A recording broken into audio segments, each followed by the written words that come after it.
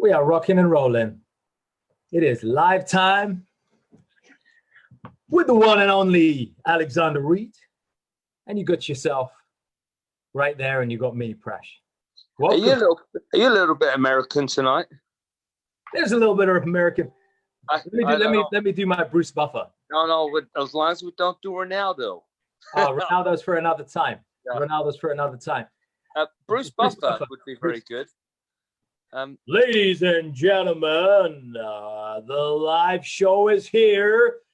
With your main man in the blue corner, Mr. Alexander Reid, the Reidinator. Reidinator. Fighting out of Northwest London. In the red corner, he's vegan.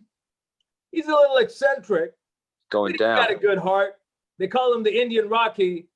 In the house tonight, Prash K. Right. Do you know what? Wait, I gotta say the classic line. Let's get ready to rumble. Oh no, that's his brother. Bruce Buffer will say, "We are live," and that's very apt because it's very apt why I'm doing this. Oh dear, I'm about to be attacked by a chihuahua. No, chihuahua. The cutest creature, man. Oh my God, no. Please, Nicola, save me from the killer chihuahua. Please. Oh, thank you. Oh my God. Well, that would be a very good time to talk about meditation. Life can throw lots of curveballs. And the one thing meditation has given me, why I'm talking about it tonight, is focus. I want to be, what is meditation? And I've done meditation for years, not really understanding it. Right. You're a bit of a master meditator, aren't you, Prash? Been doing this for years, and it's exciting to talk about it. I'm inspired that you felt the desire to want to share this. I think this is one of the things we definitely need to do. And folks, for those of you who are tuning in, welcome to everybody who's tuning in. Welcome to everybody out there in the UK, Australia, the US now as well. We've got some late nighters in Central and Eastern Europe. Welcome as well. It's a pleasure to have people from all around the world tuning into this. Big shout out to Alex's crew as well. Big shout out to the Monthly Therapy Urban Spirituality crew. And we got something beautiful. Alex thought, look, we're going to be running this retreat 27th to 29th of March in Harlow, Essex. Obviously, we're super excited to welcome all of you to it. And Alex thought, why don't we do something on meditation? Why don't we blow a few myths? And why meditation? Now, practically speaking, I'm an MMA fan. Most people can't live in this world of not knowing who Conor McGregor is. Practical tips on meditation. Right. I'll go back to Conor McGregor in 1 second. Meditation doesn't have to be sitting cross-legged, going hamana. There's many forms of meditation. Ultimately, it's about being in control of your mind. What I noticed in the UFC with Conor, who just did an amazing job. I actually wasn't sure if he was going to win, but he was happy. He's had an extreme paradigm shift. I'm not going to say it's down to him sitting cross-legged going hamana. But I know he's worked extensively with Anthony Robbins. And what he's done, he's become more aware of what's really important. The guy's got 200 million in the bank. He doesn't have to have a fight again, but he's got his act together. And what I can see, he's getting his mind together. He's at peace. Isn't that crazy? To me to say, I saw such a remarkable difference in him. I want someone at peace. I've jumped forward to what meditation's about. For me, layman's terms, meditation is about peace. And it's about awareness. Let's talk about, get a little bit scientific for a millisecond. We're all made up of electrons, ions, and atoms, all vibrating. And some people might think there's more to us. Well, there are lots of people think there's more to us than just physical being. We have a soul. As much as we have a physical body, we have a soul. We have a spirit. And well, obviously, we have our body, which is the vehicle. We have our mind, which is the computer. And the driver is our soul. Meditation gives us the connection to control everything and be aware. I want awareness. I want to be in control of this vehicle and this journey called life. And I want to ride as sometimes fast, sometimes I want to slow down. And meditation, although I've been doing it for years, not really sort of going through the motions, I felt a bit good. That was nice. And now I'm getting real awareness about what's going on. And so I'm going to talk for a little bit longer, and then I'm going to pass it over to you because I'm talking a lot, Prash. But to me, to have control of the computer, the spirit, the connection, I need, there's several ways I can do that.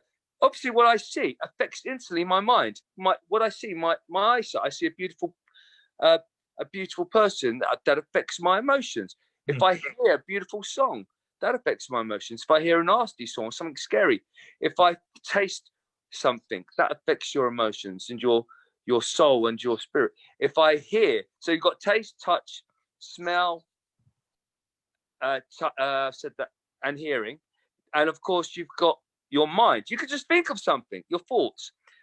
That's conscious. You could be conscious, right? I want to connect to, and that's why we meditate. Right.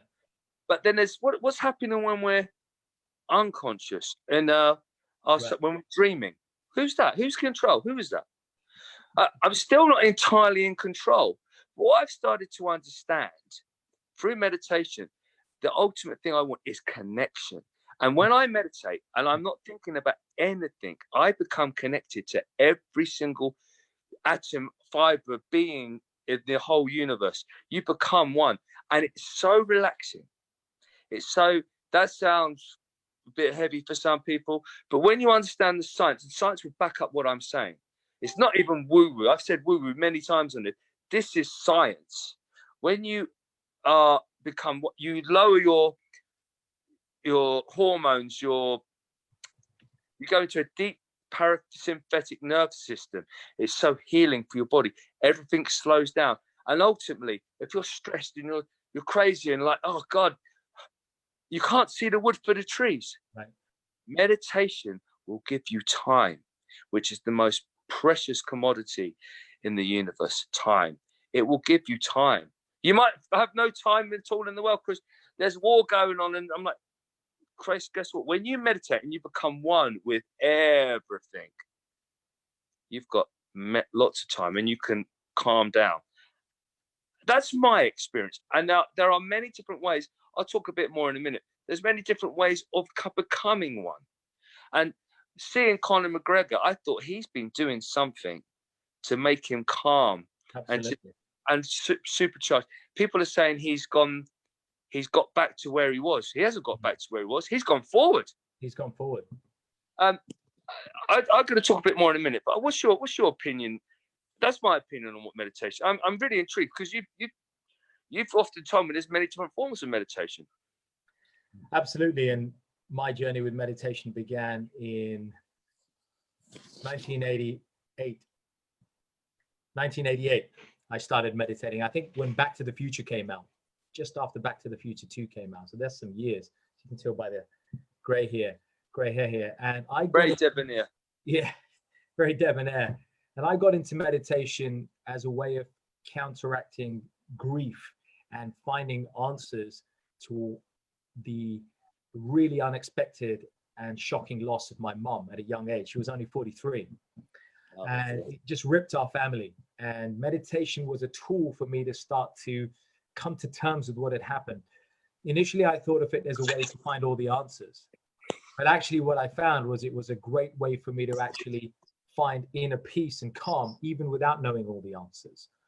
And that's probably a good segue into touching on a little bit about what meditation is and what meditation isn't. And you've really nicely kind of painted half that picture already, right? Meditation is a way to connect with our self and master the mind. The other half of what meditation is meditation is a way to not only reconnect with our true nature, but it's a way for us to reconnect with our source. Now, whether you want to call that source God, whether you want to call that source the universe, whatever you want to call it, let's not get into juxtapositions and terminology. Let's not make this a nomenclature debate. Let's make this what debate? A nomenclature debate about names and fancy words And and fancy that's a phrases. word I've not used before. Nomenclature, right? Yeah, philosophy Thank student. you. So Thank you.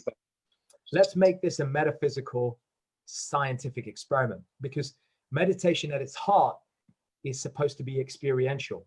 Unlike modern scientific methods of discovery, which rely on the subject and the object to be different, that is, we're the scientist and we're observing the phenomena, right, happening outside in the laboratory. With the ancient practices of meditation, because that's where meditation started thousands of years ago, those wise people made meditation by design to be a experiential thing. It's a subjective thing. That means we're the laboratory.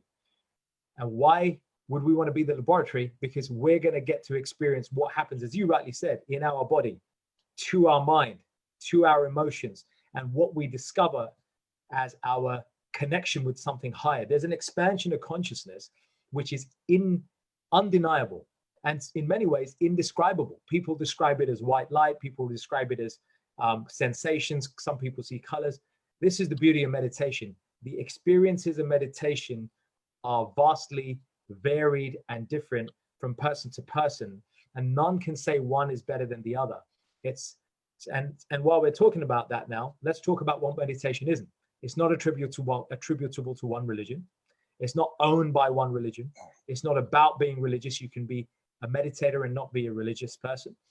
It's not going to give you wings like Red Bull, and you're not going to fly like Superman. You're probably not going to get on the set of a big time Hollywood blockbuster. And you probably won't be the CEO of a big firm in the next year, despite all the law of attraction stuff.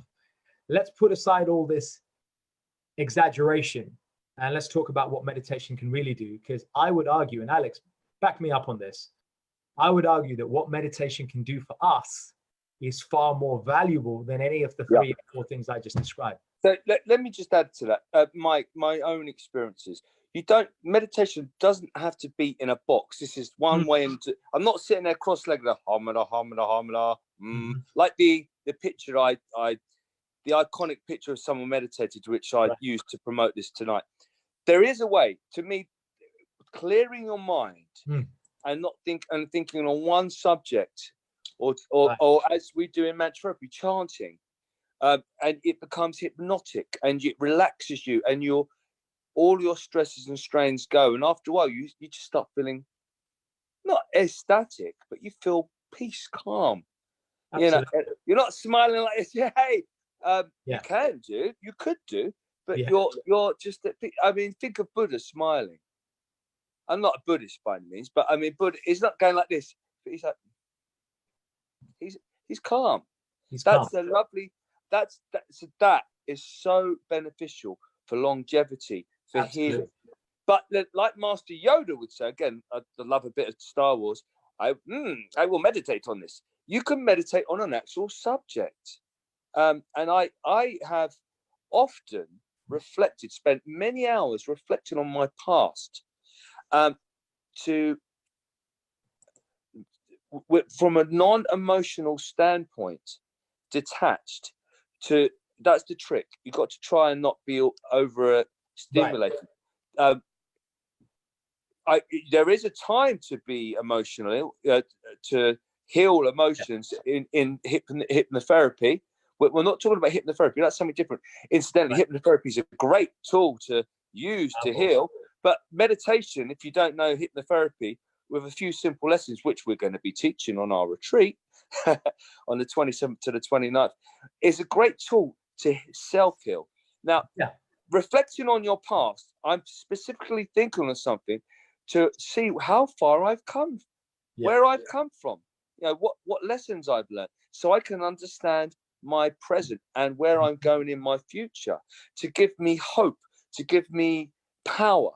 Now, that's a different form of meditation to just completely, I'm actually focusing on a subject, a specific idea, okay. And I'm interested in your experiences, Prash, because I've never actually spoken to you in depth on this. And then there's the clearing of the mind, not thinking about anything. And then bugger, I just thought about a red elephant. All right, don't worry. You let yourself, you go, that's not a problem. I'm going to come back and I'm just going to hum. So, and that's equally good. Now, those are just two forms of meditation. And there's other ones I'm going to go working out. Me, when I was doing a play recently, a pantomime, I was doing the same lines 3 times a day for like 4 weeks. And guess what? It's monotonous, but it was like meditation. I was in peace. I was in the flow state, which we're going to talk about on the retreat. When you're in the flow, life is good. And let me pick up on that, folks. Alex very nicely described a number of ways of meditation, and let's circle back to that. And I'm going to share you a couple of other ways and common types of meditation. Before we do that, let's talk about the benefits of meditation. For those of you who've done it, those of you who've seen it, we all know some of the common benefits of meditation: calmness of the mind.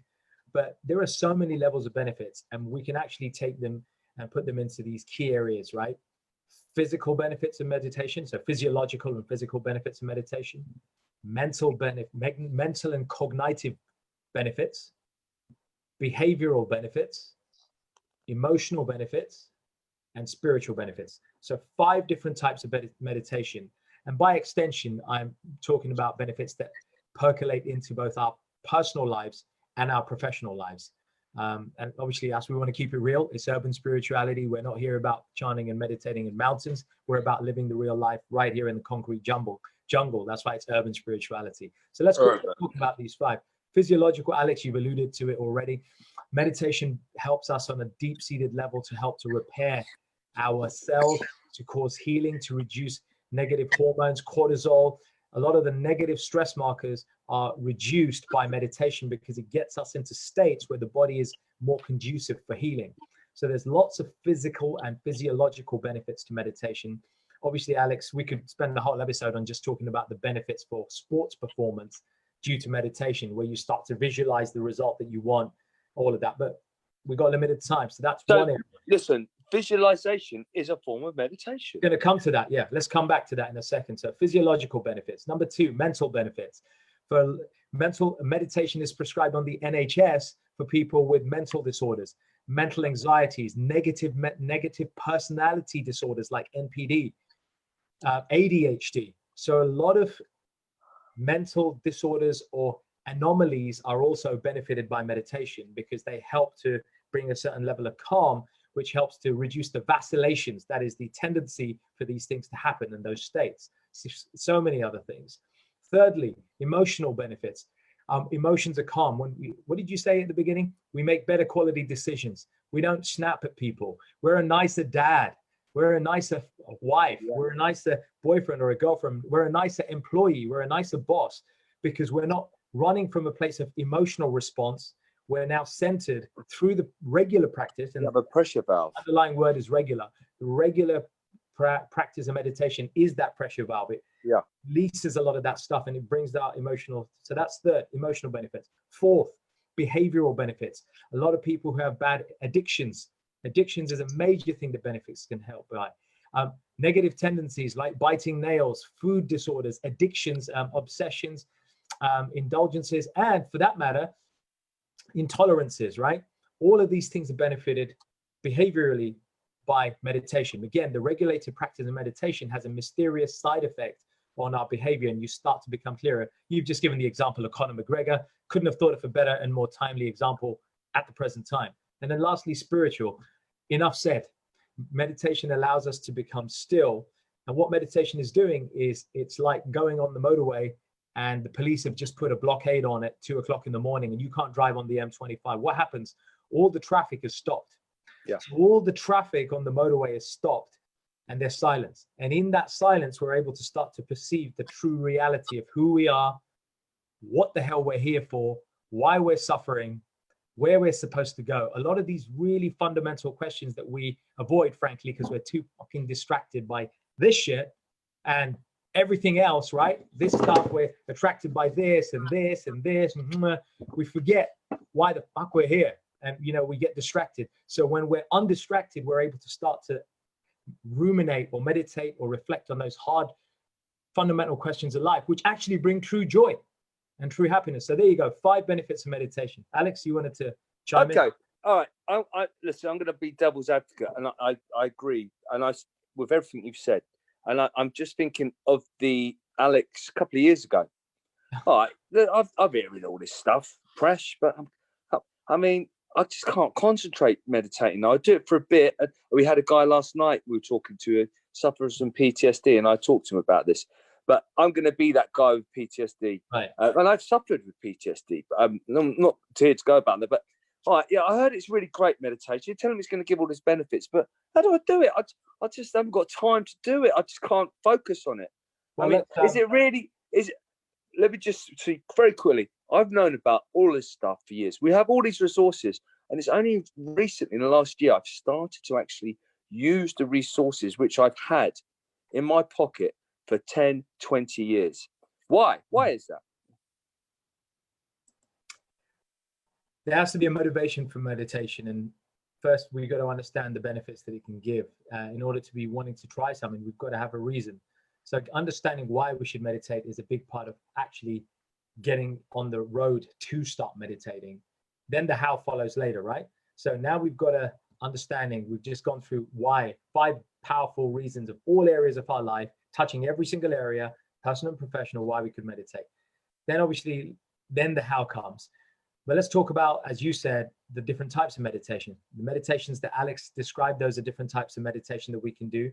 Mindfulness is another style of meditation. There's mindfulness where we're focusing on different parts of our body and we're not thinking, we're just focusing on the physiological phenomena that are happening. For example, we place our hand on our heart and we're really becoming mindful of the way our heart is beating.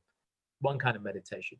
Breathing meditation, we start to focus on our breath only, the in-breath, the out-breath, and there are more technical ways of breathing as well. The holding breath, the release breath, there are ratios. We may breathe in for 4, hold for 8, out for 1. So there are different mathematical reasons behind breath meditation.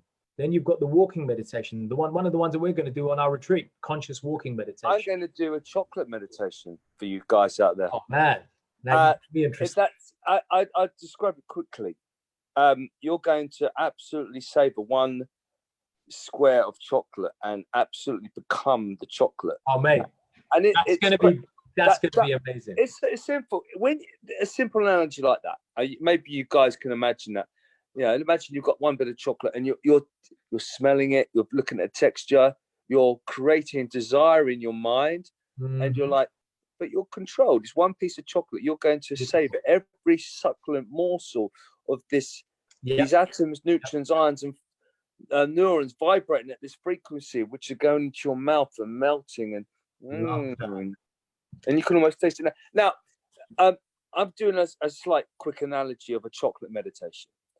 When it's about awareness, listen, I meditate when one of the best things I've done, everyone says that exercise is a great form of Prozac, natural Prozac, because it releases serotonin, dopamine.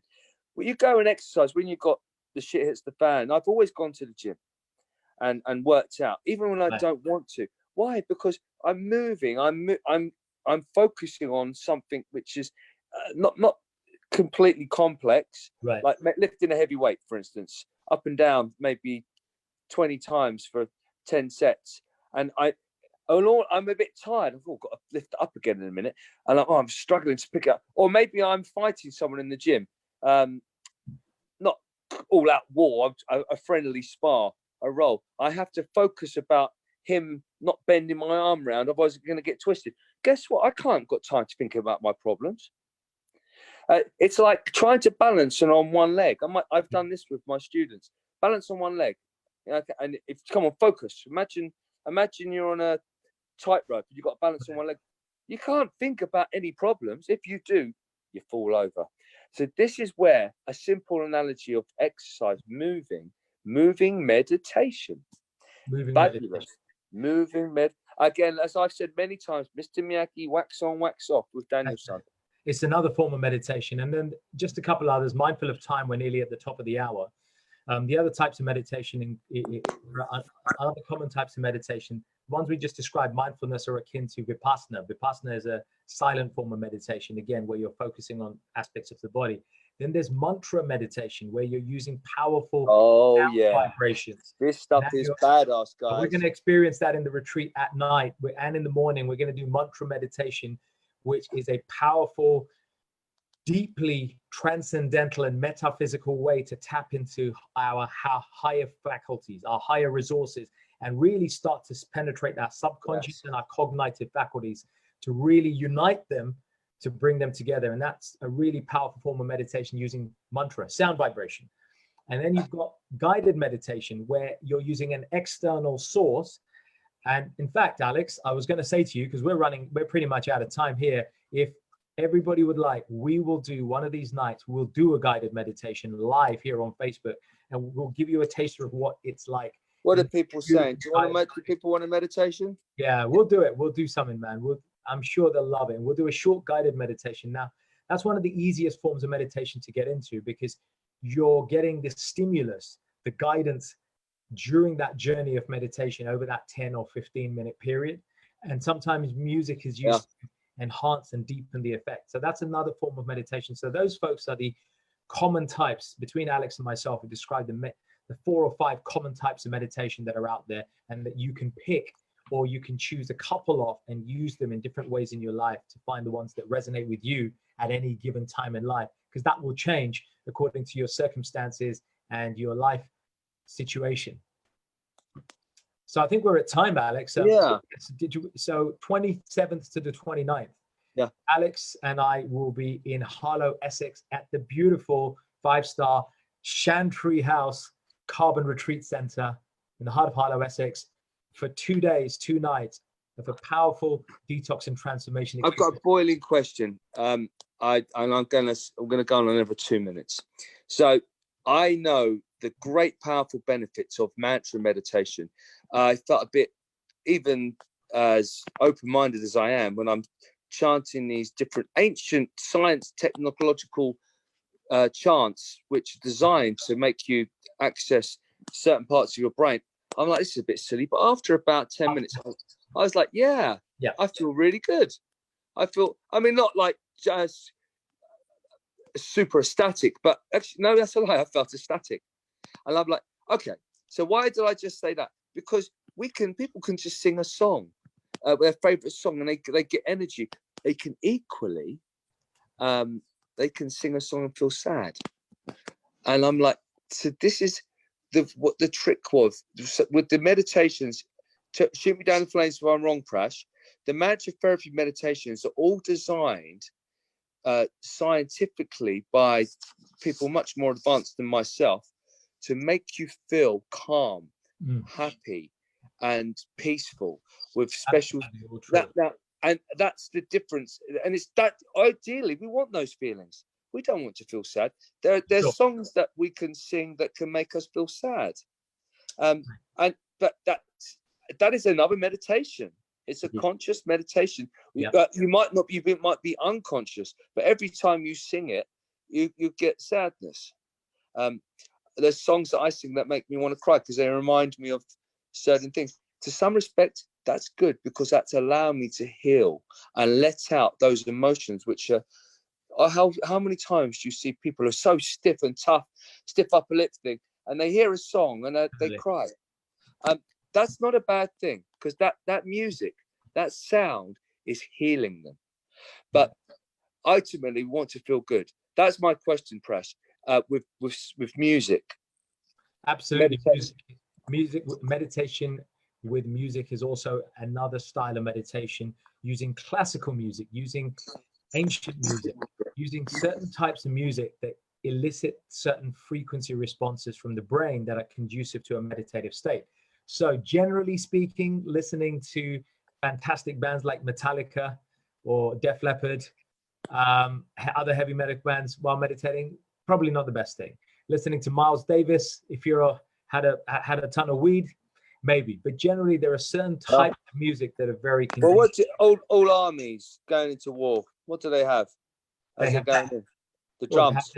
They have drums, and drums are rhythmic. So again, how do they bring the walls down to Jericho? Rhythm. Yeah. It's drums. So I think this is a fascinating subject, a subject to be enjoyed going off on one, but as we do, and these are the sort of fabulous subjects we'll give you backing up of why we're doing this, the real reasons, and we can. Yeah. It's not woo woo. Yeah, this stuff is real, dudes. You just got to come and experience it, dude. 27th to the 29th of March. Come and check us out. We got your detail. Thanks, Alex. And we've got the details here. We got you covered for the whole weekend. Yoga, meditation, hiking, conscious work, martial arts, motivational workshops, transformational sessions, and great quality with a handful of people in a brilliant food and great food. High energy food, which is going to raise your vibration. Transformation techniques, tips, and ideas. So it's a fun packed weekend. And you've got the master, the Rocky Prash, and the Rocky Reid coming together to bring you enough value. So come, bring yourselves, get in touch. We'll have a chat. We'll make sure that the fit's right, and then we'll welcome you on board. We've got an early bird offer at the moment, which is fantastic. We've knocked off £100 clean on it. So find out more, click the details. We can only do that for the next, I think it's the next 8 people now. And so if you come as a pair, we have a bonus as well. We knock a few more, few more pounds off. Come and absolutely come and discover. Guys, that's it. Love you all. We'll do the live meditation very soon. See you later, guys. Peace out, guys.